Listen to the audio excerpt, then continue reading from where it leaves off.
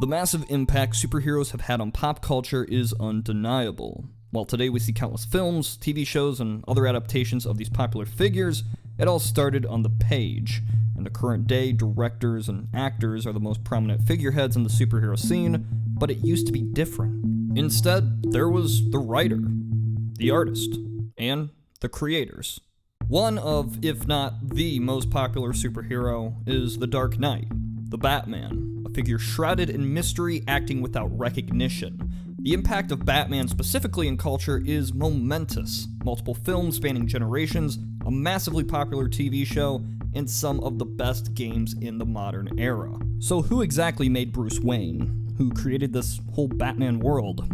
Today, if you look this up, you will see two men, Bob Kane and Bill Finger. Simple enough. Well, if you ask that same question to DC from 1939 to 2015, they would tell you differently. They would say Bob Kane is the sole creator of Batman. I think you see where I'm going with this. Bill Finger is a man of mystery. Go to his Wikipedia page, and you're greeted with a blurry photo of a man in a baseball cap. Going to Bob Kane's will show you a happy man next to a Batmobile drawing. You'll see his name in every Batman comic ever made. Bill Finger had his, but only after 76 years of being omitted. So what's the story here?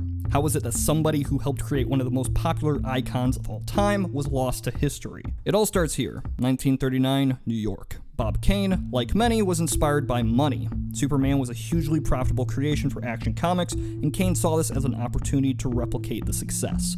Drawing inspiration from Zorro, Da Vinci drawings, and a 1930s film called The Bat, he had conceived of a character called the Batman. Mind you, this is not what he looked like. It was actually closer to this, adorned in a red suit and a domino mask, two firm bat wings that rested on his back, and it's a far cry from the character we know today. Obviously, it's not much to look at, and Kane was very aware of this.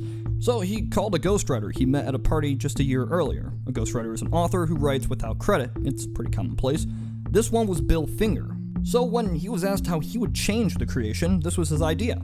Darken the Batman. The bright colors worked for Superman, but this needed to be different. Make his mask cover his face.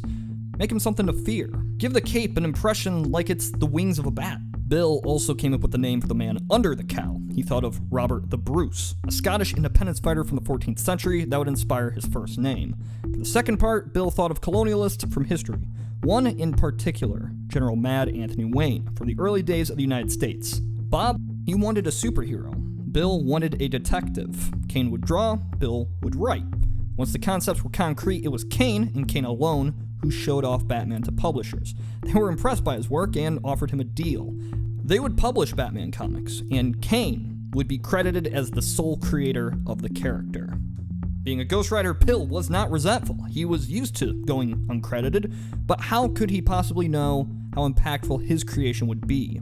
Over the years, Batman became massively successful. Kane himself could not maintain the number of publications DC wanted him to have. In this case, other ghostwriters came on, and Kane moved his attention to other things, like the Batman newspaper strip. This is how it would go on for a while. Kane would hire artists, they'd go uncredited, and Kane would receive the praise. It was a way to make money for both sides, and again, isn't too uncommon. But Bill, he was left in the dust. He wrote for years and helped create characters like the Joker, Scarecrow, the Riddler, the Penguin, Two-Face, and Robin, and all the while it was Kane and Kane alone who received public praise, and a good chunk of the money. As the years went on, Batman grew larger, more prominent than ever before. By 1966, the character would have a hugely popular TV show, all the while Kane's bank account grew, and Bill still lived in a small New York apartment. He would receive credit as a writer once, but only for a two-part special of the Adam West series. Not much is known about Bill, to be honest. As with many people before the days of social media, it's hard to find too much about his life. He married 2 times, he had a son. He worked as a writer for the rest of his life, still trying to make money to live. By 1974, he was found dead by his friend after heart issues. For a while, he was lost to history, and it seemed like he would never receive praise for his work.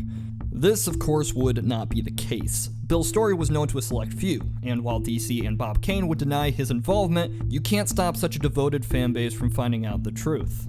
Comic-Cons and fan groups would discuss the notion that there was a secret co-creator, and Bill wasn't entirely quiet himself. He would tell friends and family, but wasn't interested in the fame and glory. In the end, the biggest break in his reveal would be the man who kept it hidden for so long. In the late 1980s, Bob Kane confessed that Bill was a massive part of Batman's creation. Kane died in 1998. DC had no interest in changing the line created by Bob Kane that appeared in every Batman comic. Changing it after so many years would open up questions, potentially bad press, or worse, lawsuits. Giving Bill credit wasn't seen as worth it. Over the following years, it would become far more difficult for DC to maintain this lie. The internet made it so that truth could be out there and known easily. DC would occasionally claim that, yes, Kane and Bill created Batman, but their films like The Dark Knight Rises would show differently.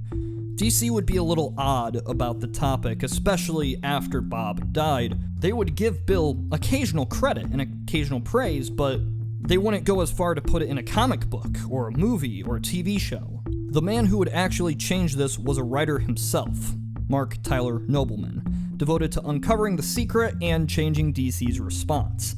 After contacting Bill's descendants, he convinced them to push for a change. Obviously, combating policy of DC, and by extension Warner Brothers, is a scary thought. Nobleman released a book on the topic in 2012, titled Bill the Boy Wonder, the secret co-creator of Batman.